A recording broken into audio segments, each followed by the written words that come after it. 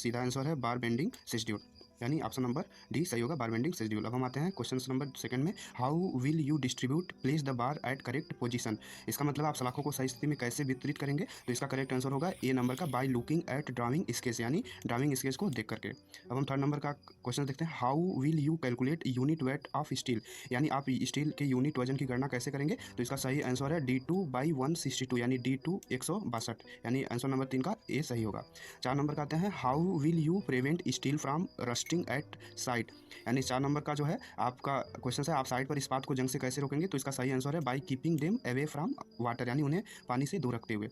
5 number का question है, why we do the cover block in reinforcement, यानी हम शुद्धिकरण में कवर ब्लॉक क्यों करते हैं, तो इसका जो करेक्ट आंसर होगा बार के बीच अंतर बनाए रखने के लिए, यानी to maintain gap between the bars. वैसे तो इसका ऑप्शन सारे हो सकते हैं, जैसे increase bond between river concrete, यानी कंक्रीट और रिवर के बीच बंधन बनाए रखने के लिए, प्रॉपर डिस्ट्रीब्यूशन के लिए, बट इसमें आल का ऑप्शन नहीं दिया हुआ है, इसलिए जो है हम इसे बेस्ट ऑप्शन मानेंगे ए नंबर का, बार के बीच अंतर बनाए रखने के लिए। 6 नंबर का क्वेश्चन है, what is the size of cover block provided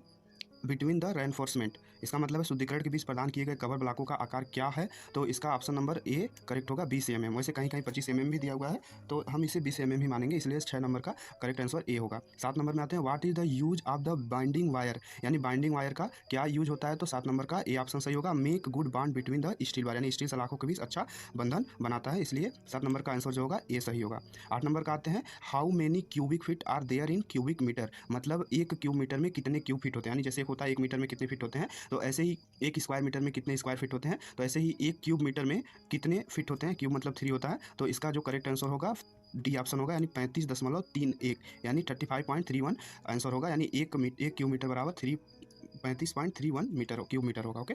9 number का आते हैं, which equipment in use to measure length oblique diameter of the bar, मतलब किस उपकरण का बार की लंबाई या व्यास मापने के लिए इस्तेमाल किया जाता है, तो इसका करंट आंसर है सी ऑप्शन, मेजरिंग टेप, यानी माप टेप का इस्तेमाल किया जाता है मापने के लिए। बीबीएस वर्क फॉर 10 नंबर का है, बीबीएस वर्क फॉर, यानी बीबीएस के लिए काम करता है, बीबीएस का काम क्या है, तो इसका जो ऑप्शन होगा correct, provide detail for reinforcement cutting length और प्रोवाइड रेनफोर्समेंट कैलकुलेशन, यानी ये दोनों के लिए काम आता है, इसलिए option number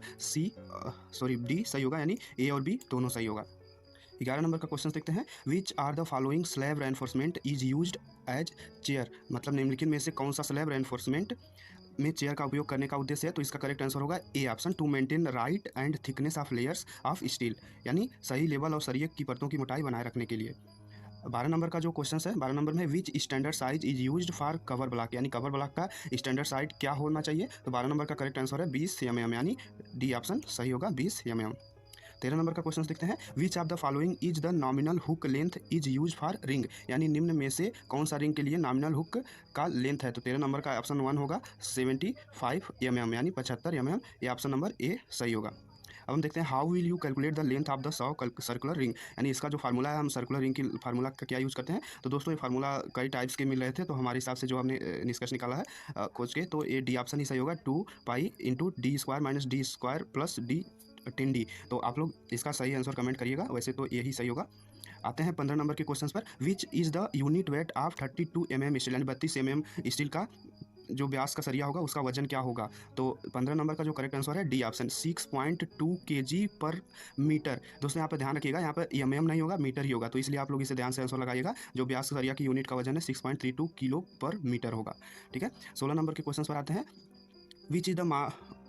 is the marking tools use for making mark on the bar from where it is bond cut, यानी जो मार्किंग टूल्स का उपयोग करते हैं निशान लगाने के लिए, तो इसमें कौन कौन सा होगा, तो ए ऑप्शन चॉक होगा और मार्कर होगा, दोनों होगा, तो इसलिए ऑप्शन नंबर डी सही होगा, यानी 16 का डी ऑप्शन सही होगा। 17 नंबर का आते हैं, which of the following equipment is used for cutting of bolt and high straight steel bar, यानी जो बोल्ट और उच्च शक्ति का इस्पात को काटने के लिए कौन से उपकरण का उपयोग किया जाता है, तो इसमें इलेक्ट्रिक रिबार कटर का भी यूज किया जा सकता है, हाइड्रोलिक रिबार का भी यूज किया जा सकता है, इसलिए ऑप्शन नंबर डी सही होगा, यानी दोनों ए और बी दोनों सही होगा। 18 नंबर का देखते हैं, which of the following equipment is use to cut bar of dia more than 16 mm, यानी 16 mm से अधिक का जो सरिया है उसको काटने के लिए कौन से उपकरण का यूज किया जाता है, तो 18 नंबर का करेक्ट आंसर जो होगा ए, इसमें भी वैसे तो ए और बी दोनों होगा, हैवी ड्यूटी कटिंग मशीन और हाइड्रोलिक कटिंग मशीन, ये दोनों से काटा जा सकता है, बट इसमें एक ही ऑप्शन दिया हुआ है, तो हम इसका जो करेक्ट आंसर मानेंगे ए ऑप्शन मानेंगे हैवी ड्यूटी कटिंग मशीन, इसलिए ऑप्शन नंबर ए होगा, वैसे तो दोनों होगा, दोनों लिखा रहेगा तो ए और बी दोनों डाल देंगे। ठीक है। आते हैं 19 नंबर में, what are the method to prevent steel bar from rusting. 19 number का जो ऑप्शन है लस्टिंग से स्टील बार को रोकने के क्या तरीके हैं, तो इसका जो करेक्ट ऑप्शन होगा ए बाई पेंटिंग। हम पेंटिंग करके इसका लस्टिंग स्टील को रोक सकते हैं, लस्टिंग से बचने के लिए। 20 नंबर का क्वेश्चन है, which type of tool use to cut the wire use to tie the रिवार। मतलब रिवार को टाई करने के लिए इस्तेमाल किया जाने वाला तार को काटने के लिए कौन सा टूल्स का प्रयोग किया जाता है। तो 20 नंबर का जो करेक्ट आंसर है वायर रॉप कटर, यानी ऑप्शन नंबर सी सही होगा। 21 नंबर आते हैं, व्हाट इज द बेंडिंग या cutting capacity of reward by on hydraulic bar cutting machine. यानी हाइड्रोलिक बार काटने की मशीन पर रिवार को झुकने या काटने की क्षमता क्या होती है। तो 21 नंबर में जो है 21 नंबर का सही ऑप्शन डी होगा। वैसे तो दो सही हो सकता है, जैसे जो बेंडिंग होता है, बेंडिंग के लिए मैक्सिमम साइज 30 होता है और कटिंग के लिए मैक्सिमम साइज 30 होता है, बट यहाँ पर दोनों नहीं दिया, तो यहाँ पर 32 mm तक सिलेक्ट कर सकते हैं।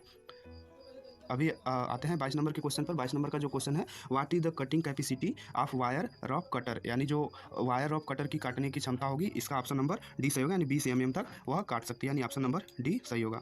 23 नंबर का जो क्वेश्चन है, which is the mostly used hand tools for cutting of reward. दोस्तों यहाँ पे जो छीनी होता है, जैसे चीजेल होता है, उसका यूज़ करते हैं। जो ज़्यादा सरिया काटते हैं तो हथौड़े से हैमर से करते हैं, कट करते हैं तो एक ही बार में कट जाता है। तो ज़्यादातर यूज़ जो सरिया काटने के लिए होता है छीनी का ही यूज़ होता है। वैसे इसमें हेक्सा का भी यूज़ होता है, इसलिए जो मोस्ट ऑप्शन होगा चीजेल होगा, तो चीजेल ही हम सेलेक्ट करेंगे।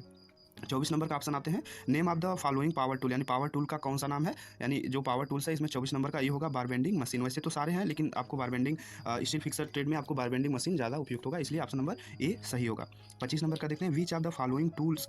Is use to bend the bar manual. यानी जो बार को मोड़ने के लिए हम मैनुअल टूल्स यानी हाथ से किसका उपयोग करते हैं, तो डाई का यूज़ करते हैं, इसलिए ऑप्शन नंबर बी सही होगा 25 का। आते हैं 26 नंबर में, व्हाट इज